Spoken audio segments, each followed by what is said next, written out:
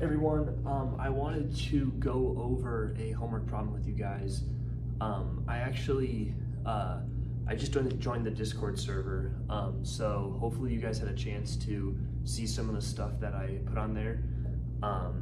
But yeah, so I want to do this problem with you guys, but I also want to talk a little bit about the concepts with this stuff to hopefully help you guys. So up here, I have a problem. This is 7.4, but before we get into it, I want to go over some like prerequisites, I'd say, to help you guys understand what's going on. The first being, these are kind of questions. The first one being, what exactly are inductors and capacitors? So I have on the, and I'm going to get more into it. I have some graphs here. I'll get to those in a second. I have on the Discord a table kind of explaining the difference between inductors and capacitors, but also a graph or a couple of graphs that show the and I'll get into these ones, and they really display the visuals of the difference between the inductors and capacitors, but also the similarities. So those would be great tools to use. So if you haven't looked at those yet, I'd pause this video and look at those, kind of digest them, and they'll definitely help you understand this stuff a lot more. The second one I have here is kind of another question. What exactly are we doing? And I think that's a valid question for sure. So what we're doing is, with these circuits, is we're modeling the total response of a component. So what that really means is we're looking at maybe an inductor or an inductor by it. So in this specific problem, this is an RL circuit, so resistor inductor circuit, but you might have an RC circuit, and then you guys might do RLC circuits in the time domain, but that'd be a second order circuit, and then everything's a little bit different. If not, you guys will tackle that doing phasor analysis, which is no biggie. Once you do phasor, you know, this stuff will, everything, once you understand this thing, then the phasor and all that stuff, that's all gonna be easy. So that's why I kind of want to push this stuff so much, because if you can conceptually understand this stuff, then you can really understand phasors when you're not really doing the difficult math. But yeah, so what we're doing, so we're modeling the total response of a component, and what makes up the total response is there's the steady state response, and then there's also the transient response, and both of those things make up the total response. So and that's kind of what I have on this third prerequisite. What are those? The steady state and transient, referring to those. What I have right here is an equation that this is the generic form for the total response of a system. So the steady state, conceptually at least, is what it means is it's the steady state when things aren't changing, when things are at equilibrium. The transient is that small time, that small period when there is some sort of disturbance, and we're looking at how those things change. So these graphs here are transient responses, and specifically they show the charging and discharging of a capacitor and an inductor. And on the left I have the voltage across the capacitor, and on the right I have the current through an inductor. So the blue lines represent when they're charging, and the red lines represent when they're discharging. And you can see that they're essentially exactly the same thing. The only thing being that, the value of the inductor or the value of the resistor, so basically tau. In other words, the shape of the graphs are exactly the same. So you can really see that these two things are similar in that sense. But and also looking at the resources I shared on Discord, if we look at the voltage of an inductor, now it's a different story. They're in a way almost like inverses. And I talk a little bit on Discord about why they're a little bit different. And yeah, it has to do with the energy, how they store energy, to give you a little bit of a hint. So yes, so now that's kind of everything I wanted to go through. So yeah, total response is the generic form of an equation when we're modeling it in the time domain. So that's something to kind of keep in the back of your head. In some of these problems, like this specific problem, the steady state response is just 0. So we're basically just looking at the transient. But in all these problems, we're doing that total response, but maybe sometimes steady state is just 0. But yeah, we'll get more into that. So, oh, and then also I wanted to mention some notation that the book does. When they talk about, like, you know, you might have like the voltage as a function of 0 with a plus to the right, that means that at time right after the switch, and then there's with the minus, which is right before the switch. That's what they mean. So just to give you a little heads up there. But yeah, let's do this problem. Let me get some more space on the board so you guys can see that. Okay, so so we're going over this problem, and hopefully, so I redrew the circuit. This is 7.4, sorry. So I redrew the circuit, and so what we're asked for the voltage across this 60 ohm resistor as a function of time for t equal to or greater than 0. So basically after we open the switch. Some initial things that we know is that the switch has been closed for a long time. So that's given enough time for the inductor to charge up. So it's fully charged now. And when we open that switch, it's gonna discharge. So what we really need to do is we need to model the total response of the inductor, the current through the inductor, and then from that, what we can do is we can then relate the current from the inductor to the voltage across the 60 ohm resistor, and then we can get the response of the voltage across that 60 ohm resistor. So, I mean, yeah, we're just gonna do that. So let's just do it. So first things first, we need to know. I like to start at the beginning of the problem, so before the switch closes, because we need to know the initial closing of the switch, etc. So what I'm going to do is I'm going to first thing we're going to find is we're going to find the current through the inductor, because we need that initial current, the initial current through the inductor before we open that switch. So I'm going to just find the initial current of the inductor, sorry. I like that, okay? So that's our first step. So let's just do that. So I'm gonna actually redo the circuit a little bit because I don't wanna redraw it, it's kind of a lot. So, you know, because we started it with it closed like that, and so what we do with the inductor is we're going to short it, because that's what we do with inductors. They act like shorts in this case, okay, like that. So now we need to find the current through here, this branch here, so I'll label that IL, function of time. Or in other words, we could put IL 0 because it's the initial condition.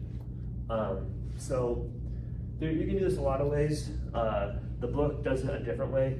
The way I want to do it is just, you know, kind of brute force it. I don't really want to think about it, so we're just going to do simple mesh analysis, which hopefully you guys, maybe you guys prefer that. I don't know if you guys prefer like sophisticated methods or just kind of going through and doing it. So we're just going to go through and do it.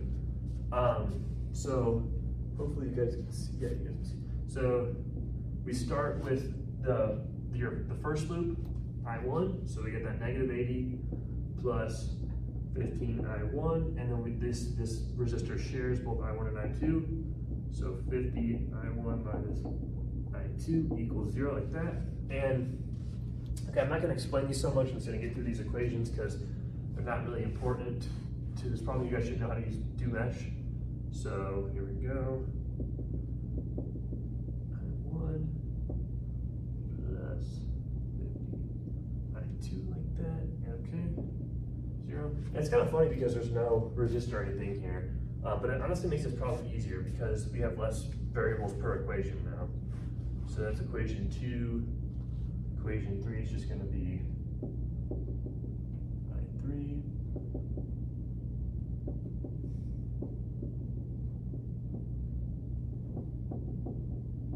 okay, and then the last equation, equation 4, which is going to be 60 I4 minus I3 plus 20 I4 equals 0. Okay, let's simplify these equations now. Actually, just gonna do that and I'll simplify them all. So 65I1 and then negative 50I2 equals 80. Okay, and then because we want to put them in standard form so we can do, you know, matrix operations.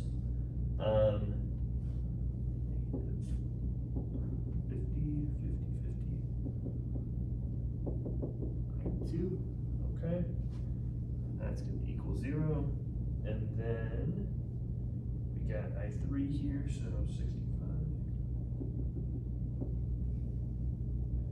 60, I4, and then we have our last equation simplified, which is going to be like that, and then 80. Okay, so now we can put these into a matrix. It's going to be a 4x4 with our B matrix just being 80 and then zeros. And then we just RRBF it, which I wrote down the answers. Hang on a second.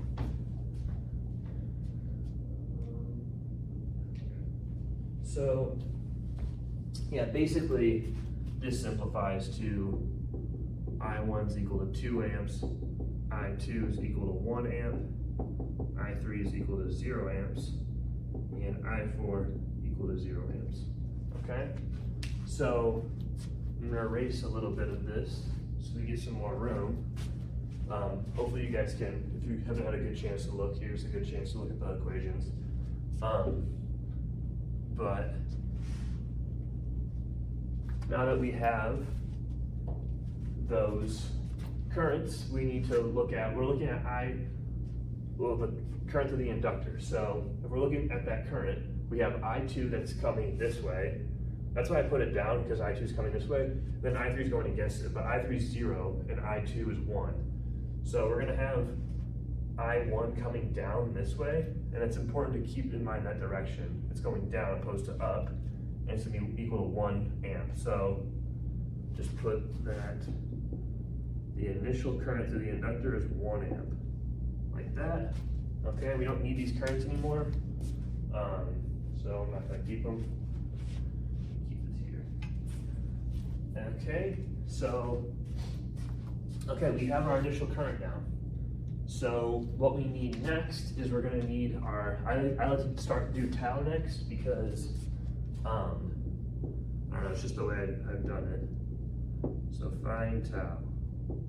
Okay, so to find tau, we need, for an inductor, what we need is we need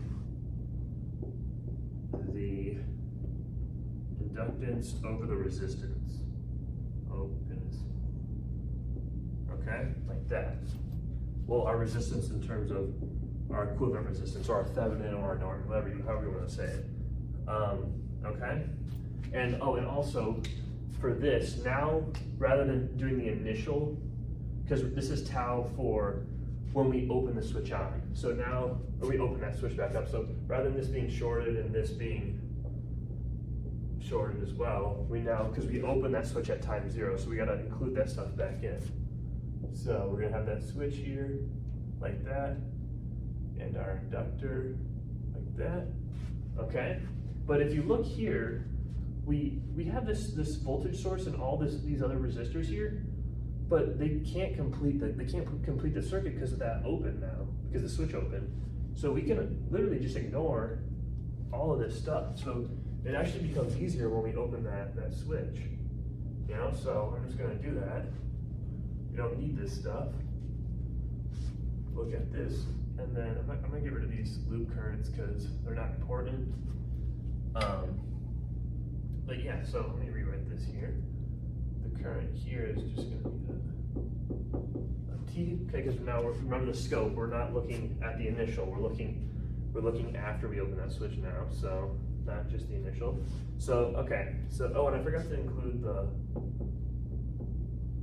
inductance. I think it's 0.2 Henrys, yeah. Okay, so now we need to find the equivalent resistance for the circuit. I mean, I think it's pretty clear here. Typically, you would short out that inductor, and then if you had another source, if it was a voltage source, you would short it. If it was a current source, you would open it, just like we did with superposition. So we're kind of bringing all these ideas together now. So we're gonna have our 3 resistors like this, and we have that one in parallel here like that. So this is 60, this is 20, this is 3, this is 2, and I can clearly just see that in all these steps, these 2 are in parallel and they're going to be in they're going to be in series, right? So we're just going to say that the equivalent resistance is just going to be 3 plus 2 plus 60 in parallel with 20, like that, okay? And then rather than solving that, I didn't solve it, I just plugged it in. We also know the inductance is 0.2, so I'm going to plug that in here. So 3 plus 2 plus 60 in parallel with 20 over 0.2. And I believe our tau is going to be, let me make sure. Our tau is, let me grab the solutions.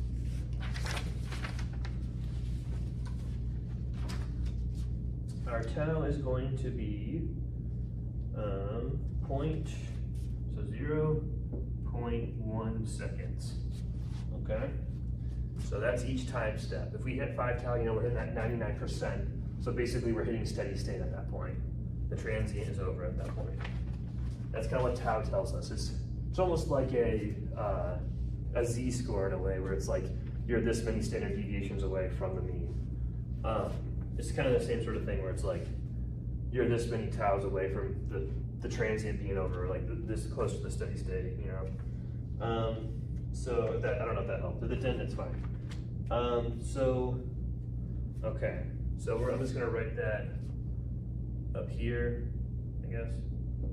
Tau is equal to 0.01 seconds, like that. Okay. I'm gonna get rid of this stuff because we don't need it now. Okay. Okay, and then the third step, I would say, is, let me make sure I'm doing this right. Yeah, so the third step would be to then find our long time current, but we can clearly see that this is discharging, and there's no external source that's powering this thing. So if we look, if we look at our graphs from Discord, or the ones I showed earlier in the video, they're right over there. We see that the current, it discharges like this, so it's going to go to 0. So in other words, our long time current through the inductor is just 0 amps. So in other words, our steady state is just 0. So our total response is just the transient. We're just looking at the transient response. So I'll just put that up here. There we go. 0 amps. Okay. So I'm gonna erase this as well. So yeah, now that we've done that, we now have everything that fill out this equation, right? This standard equation as of the current through the inductor as a function of time. So let's just do that. So it's just going to be equal to our long time current, so 0, plus in parentheses our initial, which was, we said 1 minus 0 because it's long time again, and then all that is going to be multiplied by our e to the our R is our equivalent, which we said was it's just our RL, so just tau, which we said was 0.01, so T over 0.01, like that. Okay, let's simplify a little bit. Okay, like that. And then so 1 minus 0 is just 0, or just 1, sorry. So it's just e to the, and if that 1 over negative, or that 1 over 0.01, I believe is just 100, is that right? Yep, just want to make sure, like that, okay? And then, when we get these equations that are functions of times, I put these little brackets around the units, not to confuse units or anything like that, or the equation. So this is our equation like this, but we're not done yet because we now need to find the voltage across this 60 ohm resistor, right? So let's do that. So the way we would do this is we have to somehow relate that current to the voltage. And let me double check.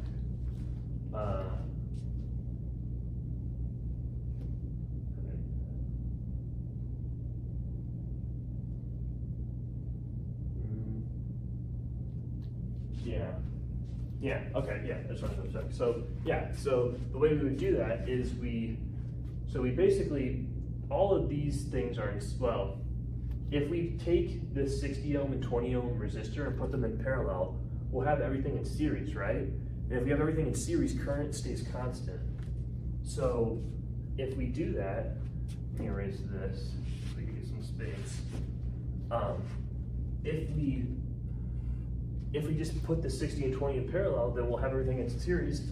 The current will be constant through this resistor, and then we can find the voltage. So we just need to do that.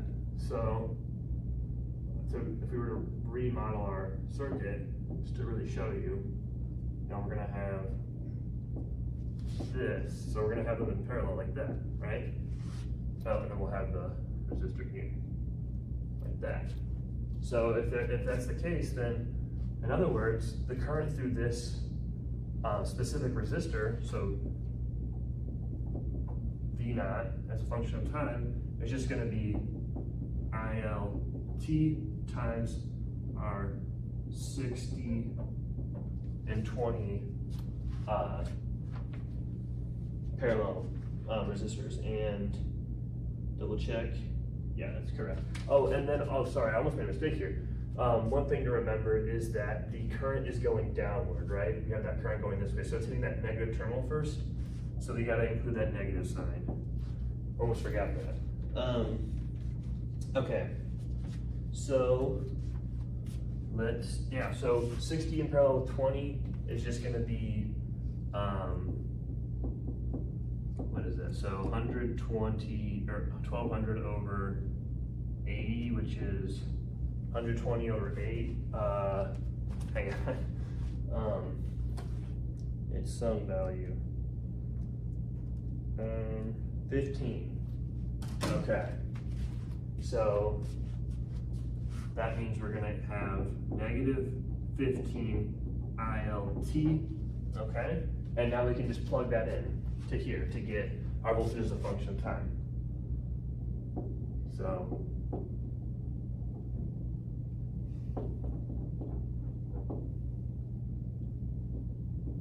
okay.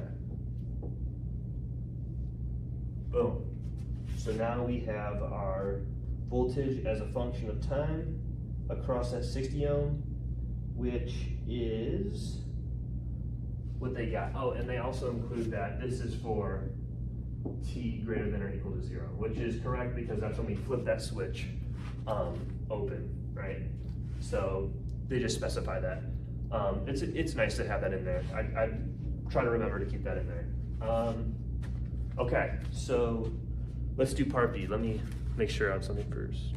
Okay, so now for part B, it's asking for find the percentage of power, or percent of energy, sorry, dissipated in the 20 ohm resistor when T is equal to tau, or in other words, when T is at 0.01 seconds. So you want to see how much percentage of energy has been dissipated through that 20 ohm resistor. Let me redraw the circuit here, just so we can kind of see what's going on. That.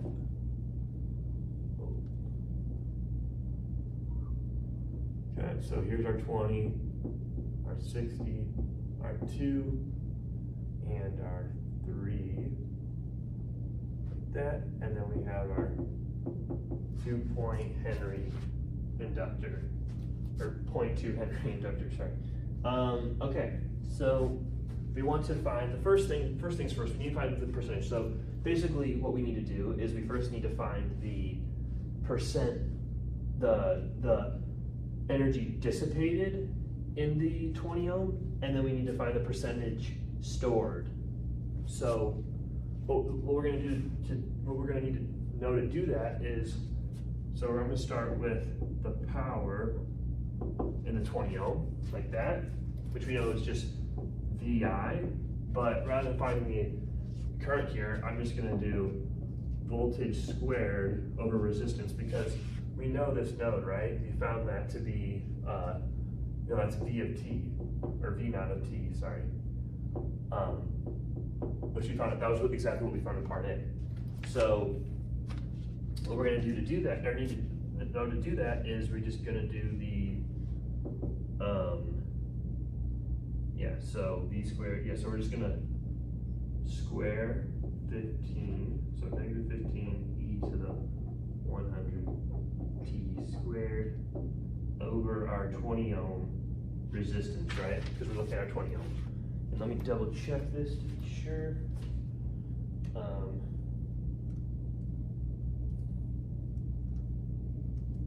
Okay, so that's good. And 2 times that. Yep, okay. So if we square that, we're going to get negative, if we square it, it's going to become positive. So we're going to get 225 e to the, and then if we have 2 exponents, then they just become, they multiply, right? So 200t like that, and then all over 20 still. And we can further simplify this to get, and then this is all as a function of time. Remember, these are all as a function of time because we're dealing with the inductors and capacitors, so things aren't staying constant anymore. So everything's getting a little bit more confusing. And you'll see later on, we'll actually use tools that are so helpful with this, because doing it this way sucks. I will not lie. So yeah, we simplify that. 225 over 20 is going to become 11.25 e to the negative 200t, okay? So we have our power as a function of time through our 20 ohm resistor now. And what we're going to do, and this is all in watts, right? So what we're going to do is we're going to use a relationship here that power is equal to the, sorry, here, let me, sorry, I'm kind of just pulling this out of here. So, yeah, so they're saying that the energy dissipated, to find that total energy, we need to take the integral of our power. So from our initial time, so when we close that switch to what tau is, so 0.01, because that's what we're trying to find when it's at 0.01. So when we start to when we finish, so the integral does of our power, negative 200t dt, like that, okay? So we're just going to compute that integral. Just pull out your constants. It's negative 200t. Just use up that. Not too bad. So it's going to become that over that. Oh, sorry, this is positive. E negative 200t.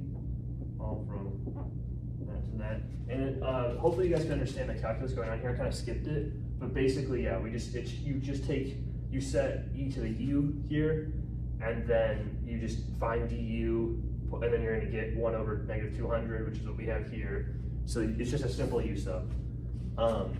That's why it's really nice to integrate e to the u or e to the x, because everything just is super easy. So when we look at these expressions here, they're not very hard to integrate. Okay, so now we just compute this integral, which is just going to be 56.25 times 10 to the negative 3, all multiplied by e to the negative 2, like that, which is just going to be 48.64 millijoules, okay? So we have our energy dissipated in the 20 ohm. And now we need like our total energy dissipated in the 20 ohm from 0 to 0.01 seconds, just to clarify. And now we need our stored energy. So our stored, let me actually erase some stuff. Let me erase, I'm gonna put this up here. This is gonna be equal to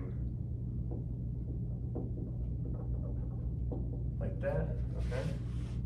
And then we're going to, okay, we're gonna do it all right here. So now our stored energy is gonna be, so hopefully you talked about this some, Dr. Wu talked about it a little bit. If not, that's all right. But here's another formula that, well, I'll also put that, this is gonna be our, because this is the initial stored energy. So it's gonna be that initial current. It's just one half L I squared essentially. So we're just plug our values in. We had that 0.2 Henries, and then our initial current, if you remember, was 1 squared like that, and we're just gonna get 0.1. Or in other words, you can rewrite that as 100 millijoules, 0.1 joules, 100 millijoules. So, okay, we have that. Now we need to find our percentage dissipated. I'm running very long in this video. So now that we have the 100 millijoules here, we need to find our percent dissipated, which is just simply going to be our, it's going to be our energy dissipated over our energy stored, right? Because it's a ratio, and then we multiply that by 100 because we want a percentage. So our percentage dissipated is going to be 48.64 over 100 times 100, or in other words, just 48.64%. Okay, so basically that means that the percent of energy dissipated in the 20 ohm resistor from when we turn that switch, when we open that switch to our first tau, our first time constant, is going to be 48.64% of the inductor's total energy. Okay, so hopefully that wraps up this question. So hopefully this was kind of helpful. Yeah, I hope that these can kind of help you guys, these videos. Typically these shouldn't be this long, but I really wanted to explain how everything worked and kind of slowly go through the example. But I think that if you guys really understand this example, then all these other problems are kind of going to be almost identical to doing the same sort of thing. You might be doing like a voltage with the voltage across a capacitor instead, or something very similar to that. So hopefully this helped, and I hope you guys have a good day. And if you have any questions, just let me or Dr. Wu know. We'll be happy to help you.